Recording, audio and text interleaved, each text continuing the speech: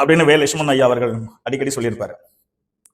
அப்ப அந்த தர்ம கர்மாதிபதி யோகம் என்ற ஒன்று அவர் ஜாதகத்தில் நிதர்சனமாக இருக்கிறது. அதாவது 9 சுக்கிரனும் 10 புதனும் ஒன்றாக சேர்ந்து 9ஆம் இடத்தில் இருக்கிறார்கள்.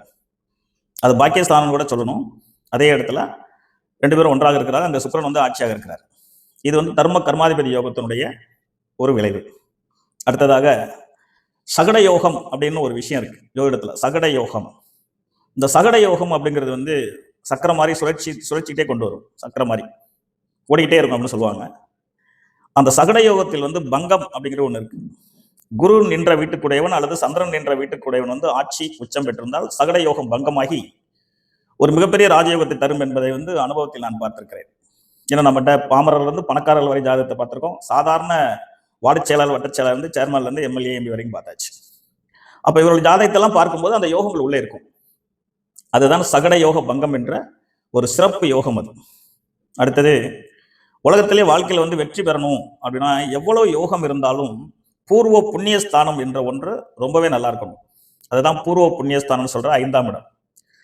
அந்த சனி பகவான் அவருக்கு யோகக்காரராக இருந்து 10ஆம் இடத்தில் இருக்கிறார். எம்ஜிஆருக்கு 10ஆம் இடத்தில், கன்னியா லக்னத்தில் 10ஆம் இடத்துல தான் இருப்பார்.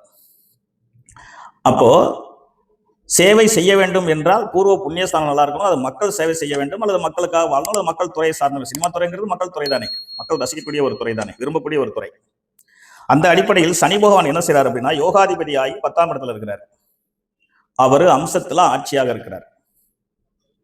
இவை வந்து அடுத்த பலம், மிகப்பெரிய பலம். ஜோதிட வல்லுநர்கள் அனைவருக்கும் தெரியும், ஜோதிட ஆராய்ச்சியாளர்கள் அனைவருக்கும் தெரிந்த ஒரு விஷயம். லக்னாதிபதி என்பவர் வந்து பயங்கரமான யோகம் இருந்தும் லக்னாதிபதி என்பவர் வந்து ராசி அம்சத்தில் நல்ல நிலையில் இல்லை என்றால் அவர்களால் நிச்சயமாக வெற்றி பெற முடியாது. யதார்த்த நிலை வாழ்க்கையிலேயே சென்று விடுவார்கள். இவருடைய ஜாதகத்தில் அது எப்படி இருக்குதுன்னா 9ஆம் இடத்தில் 10 இருந்து லக்னாதிபதியா இருந்து மூல திரிகோணத்துக்கு சொந்தமாக இருந்து 9ஆம் இடத்துல இருக்கிறார். அம்சத்தில் அவர் ஆட்சி உச்சம் பெற்றிருக்கிறார் என்பதை யாரும் மறுக்கக்கூடாது.